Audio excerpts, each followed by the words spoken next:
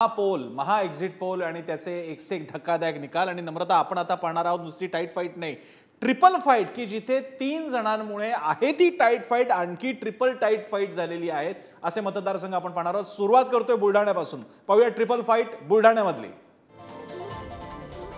बुलढाण्यामध्ये प्रतापराव जाधव यांना विजय मिळतोय। त्यांना आव्हान होतं नरेंद्र खेडेकर आणि रविकांत तुपकर सुद्धा इथे रिंगणामध्ये होते, मात्र या ठिकाणी गड राखण्यामध्ये महायुतीला यश आलेलं दिसतंय।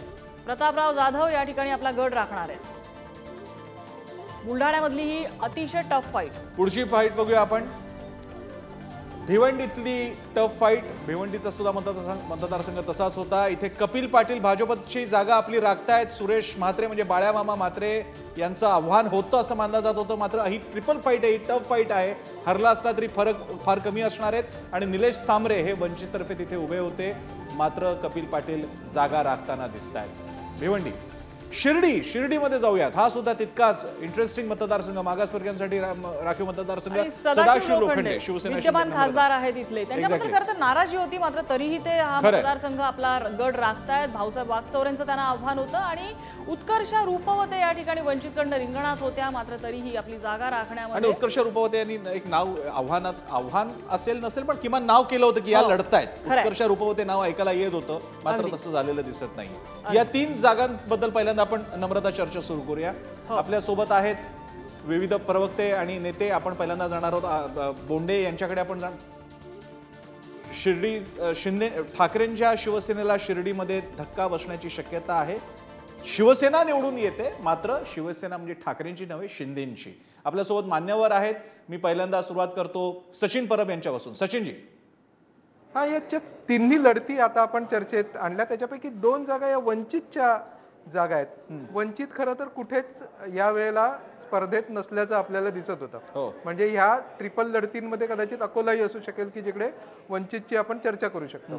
तर वंचित हा एक फॅक्टर आहे अजून जिवंत, हे या 2 सीटवरून दिसलं। तसं पाहायला गेल्यास या दोन्ही उमेदवारांचा थेट वंचितशी काही संबंध नव्हता, ना सांबरेंचा ना उत्कर्ष रूपवतेंचा, तरी देखील ते वंचितच्या जागेवर लढतायत। त्याच्यामुळे एक ही गोष्ट जाणवली की वंचित हा फॅक्टर या निवडणुकीमध्ये किमान 3 जागांमध्ये आपल्याला दिसतो आहे। या तिन्हीच्या तिन्ही जागा अशा आहेत की जिकडे तिसऱ्या उमेदवाराने घेतलेलं मतदान महत्वाचं ठरणार आहे। ते नेमकं किती मतदान आहे हे आपल्याला ह्याच्यावरून ते ठरणार आहे की नेमकं कोण जिंकून येणार आहे। मुंबईचा तुम्ही उल्लेख केला तर तिथे 6 ते 6 सीट महायुती जिंकणार आहे। 2 ठिकाणी टफ फाईट तुम्ही सांगितलं, पण तुम्ही बघितलं असेल की सगळे सीझन्ड कॅन्डिडेट्स आम्ही दिलं। राहुल शेवाले खासदार आहेत, आमचे रवींद्र बायकर, यामिनी यादव दोन्ही आमदार आहेत। बीजेपीने एक रिस्क घेतलं, त्यांनी आपलं 3 कॅन्डिडेट नवीन दिलं। पहिल्याचे ते 3 कॅन्डिडेट होते मनोज कोटक, गोपाल शेट्टी आणि पूनम महाजन, त्यांनी चांगलं काम केलं होतं, पण नवीन लोकांना त्यांनी संधी दिलं इथे आणि हे तिघही जिंकून येणार आहेत। आणि कोटेच्यासाठी तर स्वतः नरेंद्र मोदीजी एक्झॅक्टली त्यांचं कॉन्स्टिट्युएन्सी अर्थात तो आपल्याला प्रभाव बघायला मिळतोय। आपल्यासोबत वैभव नाईक सुद्धा आहेत। वैभव नाईक जी, आम्ही आता ट्रिपल फाईट म्हणतोय त्याच्यामध्ये बुलढाणा, भिवंडी आणि शिर्डीचा उल्लेख केलेला आहे, पण मात्र तुम्ही आहात म्हणून त्याच्यामध्ये एक तुम्हाला तुमच्या मतासाठी मी रत्नागिरी सिंधुदुर्ग सुद्धा घेतो, कारण त्याच्याकडे तुमची वक्तव्य सुद्धा तेव्हा चर्चेत होती। काय सांगाल याबद्दल? निश्चितपणे रत्नागिरी सिंधुदुर्गमध्ये उद्धव बाळासाहेब ठाकरेंची शिवसेनेची मशालच पेटणार आहे। तिथे विनायक राऊत मोठ्या मताधिक्याने निवडून येतील याबद्दल आमच्या मनात कुठलीही शंका नाही आणि 4 तारीखच्या निकालाला विनायक राऊतच हे निवडून येतील। कारण आपण बघितलं असाल की शिवसेनेचे खरं तर हा बालेकिल्ला कोकण हा शिवसेनेचा आहे, मुंबई असू देत कोकण असू देत, आणि शिवसेनेचा कोर वोटर होता तो उद्धव बाळासाहेब ठाकरेंबरोबर राहिला। त्यामध्ये फुटीचा कुठलाही फायदा महायुतीला मिळाला नाही फक्त, आणि त्यामुळे शेवटच्या काही दिवसात त्यांनी मोठ्या प्रमाणात पैशाचं वाटप केलं हे आपल्याला जगजाहीर आहे। तरी पण लोकांनी उद्धव बाळासाहेब ठाकरेंबरोबर आणि विनायक राऊतांबरोबर राहिलेत।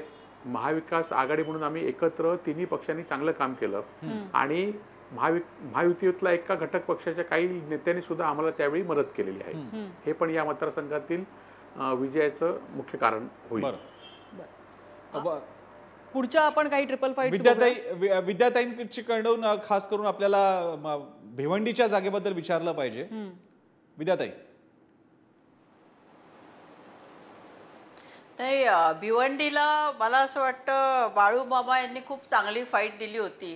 आणि इकडचं मतदान जे आहे ते आत्ताच आपण सांगू शकत नाही की बाळू मामा येणार नाहीत असं, पण कपिल पाटील हे 2 का 3 वेळा तिथे खासदार होते आणि म्हणून त्यांनाच मिळेल असं जर तर्क करत असो तो चुकीचा आहे.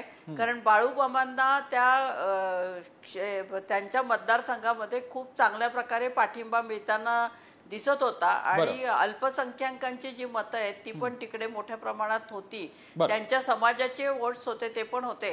त्यामुळे पुन्हा बाळू मामाच तिथे विजयी होतील अशी आम्हाला खात्री आहे अजून सुद्धा. उमेश पाटीलजी. मुळातच राष्ट्रवादी काँग्रेस पार्टीची त्या ठिकाणी पूर्वी कधी ताकद नव्हती आणि तरी त्या ठिकाणची उमेदवारी घेतली गेली. मला माहित नाही काय तर्क लावून घेतली. कदाचित त्या ठिकाणी अल्पसंख्याक बहुल मतदार जो आहे तो आपल्याकडे त्या ठिकाणी एक गट्ट्याने येईल अशा अपेक्षेतून घेतली असावी असा तर्क पवार साहेबांचा असावा.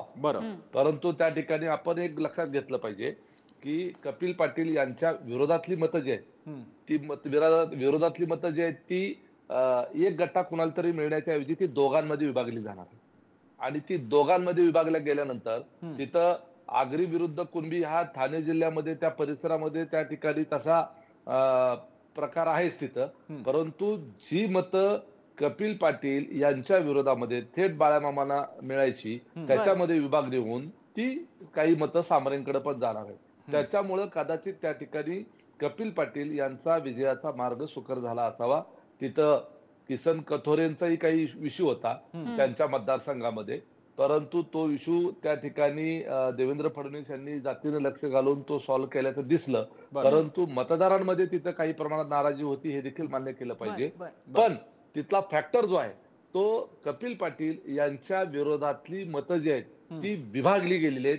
ती एकतर्फी एकाच उमेदवाराला जर गेली असती तर कदाचित अडचण झाली असती. एक फक्त कमेंट भोईटेंची घेऊन आपण मग नंतर पुढच्या 3 फाईट्स कडे आपण जाणार. भोईटेजी, बुलढाणा, शिर्डी आणि भिवंडी. नक्कीच, म्हणजे आता सचिन परब सुद्धा जे बोललेत त्याचं भिवंडीमध्ये निलेश सांबरे हा थर्ड अँगल, रविकांत तुपकर शेतकरी नेते तरुण तडफदार असे बुलढाण्यातले तिकडे तो, आणि अचानक रुपवतेंचा जो तिसरा अँगल शिर्डीमध्ये पुढे आला. त्यामुळे या ज्या मुळात टाईट फाईट सुद्धा आहेत त्यात ट्रिपल फाईट खूपच रंगतदार झालेले आहेत. त्यातही आता खरं तर वैभव नाईक बोलताना बोलून गेले की तिसऱ्या म्हणजे महायुतीतल्याही एका पक्षानं म्हणजे तिथं सुद्धा जरी लढण्यासाठी उघडपणे नसला तरी एक तिसरा थर्ड फॅक्टर त्या संपूर्ण लढतीत काम करतात दिसतोय.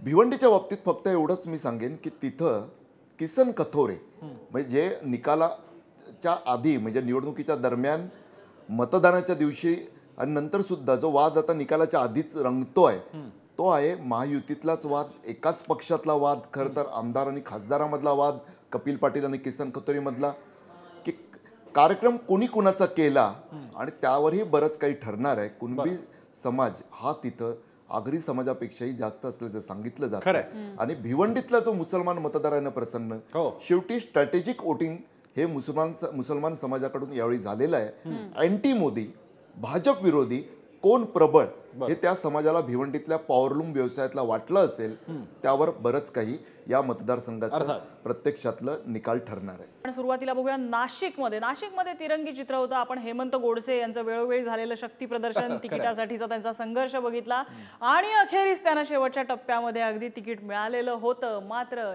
या ठिकाणी शांतिगिरी महाराजांनी जो काही अपक्ष अर्ज भरलेला आहे त्याच्यामुळे फटका बसणार हेमंत गोडसेंना असंच चित्र दिसतंय. कारण राजाभाऊ वाजे यांच्या बाजूने इथे काहीसं जनमत झुकलेलं हे पुढारी न्यूजचा एक्झिट पोलचा अंदाज सांगतोय. राजाभाऊ वाजे यांचा या ठिकाणी विजय होऊ शकतो. हेमंत गोडसे यांना पराभवाचा धक्का बसणार आहे.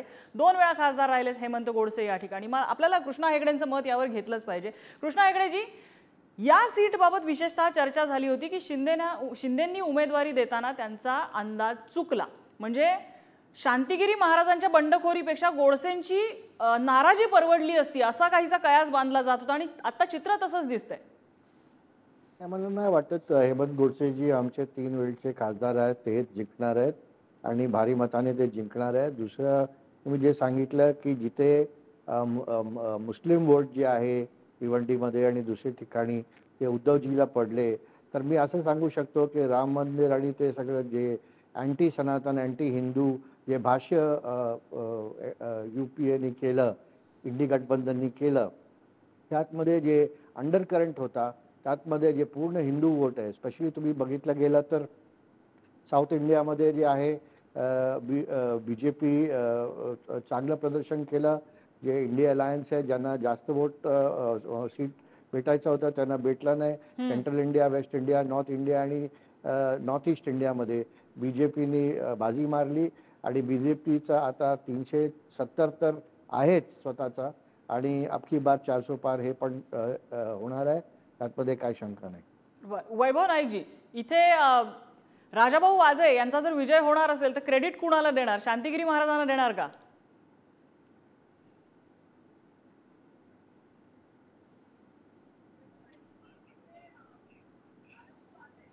वैभव नाईकजी, माझा आवाज पोहोचतोय आपल्यापर्यंत? तांत्रिक अडचणीमुळे आवाज पोहोचत नाही, मात्र मी उमेश पाटील यांच्याकडे जाईन. उमेश पाटीलजी. हा, वैभव नाईकजी, माझा आवाज पोहोचतोय आपल्यापर्यंत? नाशिकमध्ये जो राजाभाऊ वाजे यांचा विजय इथे अंदाज वर्तवलेला आहे, श्रेय शांतिगिरी महाराजांना द्यायचं का? निश्चितपणे जे हेमंत गोडसे होते त्यांनी शिवसेनेची आणि तिथल्या मतदारांची गद्दारी केली होती, हा मुद्दा प्रचारामध्ये होता आणि त्यामुळे तिथे मतदान उमेदवार सुद्धा देण्यामध्ये महायुतीला उशीर झाला होता आणि राजाभाऊ वजे हे अत्यंत सर्वसामान्य उमेदवार होते आणि तिथे शेतकऱ्यांचे प्रश्न होते आणि त्या संदर्भात कांदा असून देत, निर्यात असून देत, या संदर्भात सुद्धा वातावरण तापलं होतं आणि उद्धवजींनी सुद्धा त्या ठिकाणी नाशिकमध्ये पहिल्यापासून 2-3 सभा घेतल्या. आदित्यनी त्या ठिकाणी प्रयत्न केले. त्यामुळे राजाभाऊ वजे मोठ्या मताधिक्याने निवडून येतील आणि त्याचं क्रेडिट खरं तर तिथल्या शिवसैनिकांना किंवा राजाभाऊ वाजेंच्या प्रतिमेला आणि उद्धवजींनी घेतलेल्या मेहनतीला या ठिकाणी होईल. आपल्याला पुढच्या मतदारसंघाकडे जायचं, मात्र मला उमेश पाटील यांची एक छोटीशी कॉमेंट घ्यायची आहे. उमेश पाटीलजी, भुजबळांना अगदी शेवटपर्यंत उमेदवारीबाबत त्यांची चर्चा होती आणि अखेरच्या क्षणी U-टर्न झाला, त्यांनी माघार घेतली, मात्र त्यांची नाराजी अगदी उघडपणे समोर आलेली आहे निवडणुकीच्या आधी आणि आता निवडणुकीच्या नंतर सुद्धा. त्याचा फटका आहे हे पहा, भारतीय जनता पार्टीच्या दिल्लीतल्या पक्षश्रेष्ठींची इच्छा होती की भुजबळ साहेबांनी नाशिकमधून निवडणूक लढवावी. प्रस्ताव हा त्यांच्याकडून आलेला होता, आमच्याकडून तशी त्या ठिकाणची मागणी होती, परंतु आग्रह नव्हता. परंतु तो प्रस्ताव असा होता की राज्य स्तरावर ओबीसी मतदारांच्या मध्ये एक मेसेज जावा आणि त्या ठिकाणची जी लढत आहे तिथली सर्व सिच्युएशन पाहता भुजबळ साहेब निवडून येण्याची शक्यता जास्तीची होती. हे आपण त्या ठिकाणी पाहिलं. शेवटी महायुतीमध्ये थोडंफार म्हणजे त्यांची नाराजी भोवली का? नाही, असू शकतं, परंतु एक लक्षात घेतलं पाहिजे, आता जे वैभव नाईक म्हणतात की तिथं हेमंत गोडसे यांच्या गद्दारी वगैरे असे शब्द त्यांनी वापरले. आता तिकडं जे राजाभाऊ वाजे आहेत ते कुठं मूळचे शिवसैनिक होते? माणिकराव कोकाटे जे आमचे राष्ट्रवादीचे आमदार आहेत ते खरे मूळचे शिवसैनिक. त्यावेळेला वाजे विरोधात होते. म्हणजे हे काही नसतं खरं, ज्या त्या वेळेच्या सिच्युएशन नुसार अवलंबून असतं. पण शांतिगिरी महाराज हा जो फॅक्टर आहे तो त्या ठिकाणचा डिसाइडिंग फॅक्टर असणार आहे, हे नक्की. बरं, आपण पुढचे मतदारसंघ बघूया. ट्रिपल फाईट पुढच्या आपण बघूया. पालघरमध्ये काय चित्र होतं?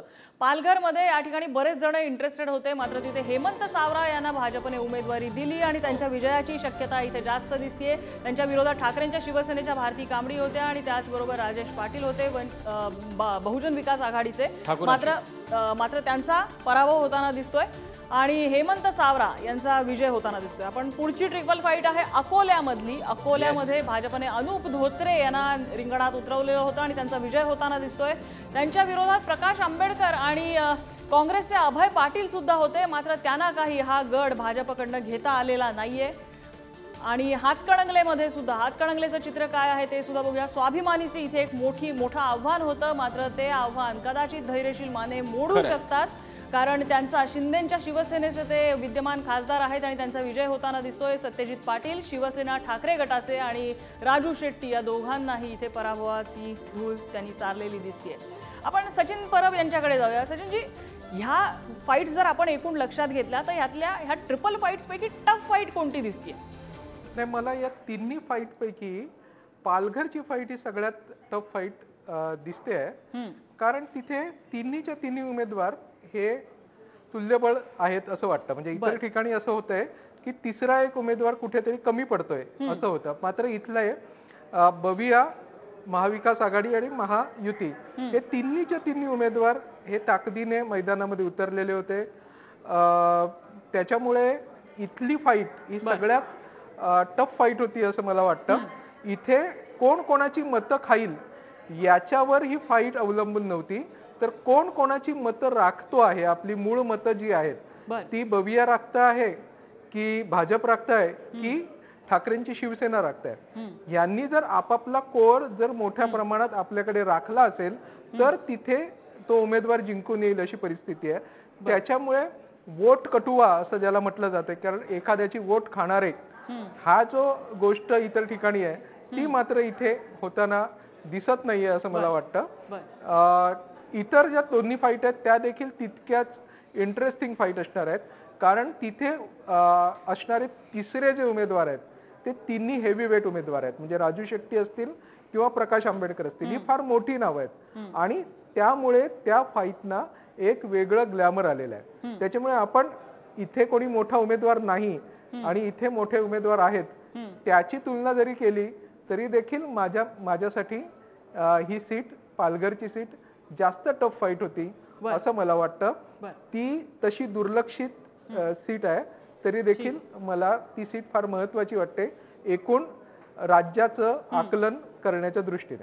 बरं, एक छोटीशी कॉमेंट मी विद्याताईंची घेते. विद्याताई, नाशिक, पालघर आणि अकोले आणि हातकणंगले या 4 मध्ये महाविकास आघाडीचा 3 ठिकाणी पराभव होतोय. नाशिक वगळता सर्व 3 ठिकाणी पराभव होतोय. नाही, या ठिकाणी आपल्याला जो सर्वे दाखवतोय त्याप्रमाणे आपण सांगताय, परंतु इथे काँग्रेसचा विजय अकोल्याला होताना दिसतोय. त्याप्रमाणे मला असं वाटतं राजू शेट्टी यांनी जी ताठर भूमिका घेतली, त्यांना महाविकास आघाडीने ही सीट पहिल्यापासून त्यांच्यासाठी ठेवली होती, परंतु राजू शेट्टी यांनी एकला चलोरेचा मार्ग निवडला, त्यामुळे हा थोडा फटका बसू शकेल. परंतु 3 कॅन्डिडेट असल्यानंतर आपल्याला आताच सांगता येत नाहीये. सर्वेमध्ये सुद्धा मला असं वाटत नाही की नक्की आपल्याला या निर्णयापर्यंत तो दिशादर्शक असेल सर्वे, परंतु असंच होईल असं आपल्याला आता कॉन्फिडेंटली सांगता येत नाही. परंतु काय होऊ शकतं, 4 पैकी कुठल्या जागेची शक्यता जास्त वाटते, दिसू शकेल. 4 पैकी कुठल्या जागेची शक्यता जास्त वाटते महाविकास आघाडीसाठी? विद्याताई, महाविकास आघाडीला मला असं वाटतं नाशिकमध्ये तर चांगलीच फाईट देतोय, कारण नाशिकमध्ये कांदा शेतकरी हा कायम भाजपच्या विरोधात आहे आणि हो आहेच. त्याचप्रमाणे याच्यात पण अकोल्याला पण विजय आहे. हातकणंगलेला महाविकास आघाडीला यश मिळू शकते आणि मला वाटतं हातकणंगलेला उद्धव ठाकरेंच्या मला इको इतका येतोय की मला. ठीक आहे, पण तुमचा मुद्दा लक्षात आला, आपण तो रेक्टिफाय करूया. ऑडिओचा काही एरर असेल. संभाजीनगर, जिथे चंद्रकांत खैरे पुन्हा कमबॅक करताना दिसत आहेत आपल्याला. मागच्या वेळी इम्तियाज जलील यांच्याकडे हरले होते चंद्रकांत खैरे. शिवसेना उद्धव ठाकरे गटाचे कमबॅक करतायत लोकसभेमध्ये. संदीपान भुमरे, शेवटी सीट जाहीर झाली होती, अनिश्चितता होती. त्यांच्या दारूच्या व्यवसायाबद्दल खूप टीका टिप्पण्या झाल्या होत्या. इम्तियाज जलील एमआयएम कडून होते, मात्र बदललेली सारीपाड आपल्याला बघायला मिळतोय संभाजीनगरमधून. आश्चर्य हेच वाटतं की इम्तियाज जलील, ज्यांचं या ठिकाणी खूप मोस्ट फेवरेबल कंडिशन त्यांच्यासाठी म्हटली जात होती, मात्र त्यांना ही जागा मिळत नाहीये. ह्याची कारण काय? हर्षवर्धन जाधव नाहीयेत ना नम्रता. हर्षवर्धन जाधव नसल्यामुळे जावईचा ग्रह, दशमग्रह नव्हता यावेळी कोणाच्या डोक्याला, जो मागच्या वेळी होता चंद्रकांत खैरेंना. सांगलीमध्ये विशाल पाटील जिंकायला ते जवळपास दिसत होतं. शिवसेनेने का हा इश्यू केला काही कल्पना नाही, पण विशाल पाटील जिंकतायत. संजय काका पाटील, यावेळी मात्र संजय काका पाटील आपल्याला दिसत नाही लोकसभेत जाताना. आणि चंद्रहार पाटील, शिवसेना ठाकरे गटाकडनं तिकीट मिळालं. वस्तुतः आता सांगायला हरकत नाही, चंद्रहार पाटील ज्यांच्याकडनं मिळेल त्यांच्याकडनं तिकीट घ्यायला तयार होते, त्यांना ठाकरेंकडून मिळालं. मात्र विशाल पाटील इकडे ही सीट जिंकतायत. म्हणालं तर कदाचित महाविकास आघाडीला एकच समाधान की हे एका अर्थानं आपल्याकडचंच जागा. जर विशाल पाटील खरं तर अपक्ष लढतायत, जरी ते महाविकास आघाडीच्या बाजूने गेले तरी. आपण पुढची जागा बघूया. अमरावती काय होत आहे? राणा दाम्पत्य नवनीत राणा जिंकताना दिसतायत, त्यांच्यासमोर आव्हान मोठं होतं यावेळी प्रहार संघटना आणि शिवाय काँग्रेस, पण नवनीत राणा जिंकताना दिसतायत. आता भाजपची जागा झाली, ती आधी इंडिपेंडेंट होत्या. हो, आणि ही गणितं खरं तर समजून घेतली पाहिजेत की बच्चू कडूंनी एवढी कडकडून विरोधाची भूमिका घेताना सुद्धा त्यांचा विजय होताना दिसतो. बच्चू कडून भाजपकडून, स्थानिक भाजप विरोधात होती, त्यांच्या भाजप विरोधात होती, स्थानिक काडर त्यांच्या विरोधात होतं. काँग्रेस बाकीच्यांचा तर प्रश्नच नाही, तरी निवडून आलेल्या आहेत. त्याला सगळं कारण म्हणजे साडी वाटप आणि त्यांचं फाउंडेशन जे आहे, त्या फाउंडेशनकडनं होणारी विविध प्रकारची सेवा कार्य, त्याचा तो फायदा आहे. आपण जाऊयात पुन्हा आपल्या गेस्टकडे. आपल्यासोबत मी पहिल्यांदा आपण शिवसेनेपासून सुरुवात करूयात. काय तुमची कमेंट राहिली याबद्दल? या तीन, विशेषतः संभाजीनगर पासून सुरुवात करूयात. तुमचं लाईट गेलाय हेगडेजी.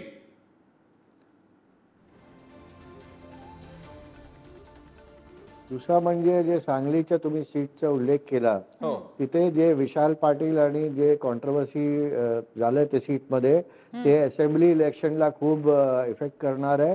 आणि मला वाटतं की जे युबीटी आणि काँग्रेसचे जे गठबंधन आहे त्याला हे जे सीट आहे खूप इफेक्ट करणार आहे. हे मूळचं विशाल पाटीलचा सीट होता, पण चंद्रकांत पाटीलला कशाला तिथे आणलं आणि कशाला सीट दिलं ते आम्हाला आतापर्यंत कळलं नाही. दुसरी म्हणजे इम्तियाज जलील जे आहेत, त्यांचं काम कसं होतं सगळ्यांना माहीत आहे. जास्त कम्युनल बोलत होते. आणि अमरावतीमध्ये तर नवनीत राणा पहिला तर अपक्ष जिंकून आली, आता पण तीच जिंकणार आहे. बर, वैभव नाईक यांच्याकडे जाऊया. वैभव नाईकजी, संभाजीनगरची जागा तुमच्याकडे येताना दिसतेय आणि सांगलीमध्ये मोठा फटका दिसतोय. म्हणजे कुठेतरी एक ठाकरेंनी हा अट्टाहास केला होता शेवटपर्यंत आणि तिथे त्यांनी ती जागा लढवायला नको होती असंच म्हणणं होतं, मात्र तिथे पराभव दिसतोय. जरी पराभव झाला तरी तो भाजपचा पराभव होतोय आणि महाविकास आघाडीचाच विजय होतोय. आणि त्यामुळे विशाल पाटील असून देत, चंद्रकांत पाटील असून देत, हे महाविकास आघाडीचे घटकच आहेत आणि त्यामुळे तो मोठा प्रश्न आहे. परंतु चंद्रकांत खैरे पुन्हा एकदा, खरं तर अनेक वेळा खासदार होते आणि पुन्हा एकदा लोकांनी त्यांना लोक स्वीकारतात हे आपल्या माध्यमातून बघतोय. आणि तिथे खरं तर औरंगाबाद हा शिवसेनेचाच बालेकिल्ला आहे. आणि जिथे आपण बघत असाल की शिंदे गटाचे ज्या ज्या ठिकाणी उमेदवार आहेत तिथे लोकांनी शिवसेनेला स्वीकारलंय, उद्धव बाळासाहेब ठाकरे यांच्या पक्षाला, यांच्या विचारधारेला स्वीकारलंय, हे मात्र निश्चित होत आहे. बरं, विद्याताई आपली कॉमेंट याच्यावर अगदी थोडक्यात.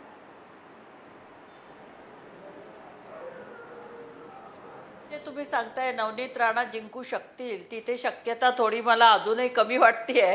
पुन्हा एकदा 4 तारखेलाच आपण त्याच्याविषयी मला वाटतं बोललेलं बरं राहील. बाकी सांगली आणि संभाजीनगरला खैरे येत आहेत ही आनंदाची गोष्ट आहे आमच्यासाठी.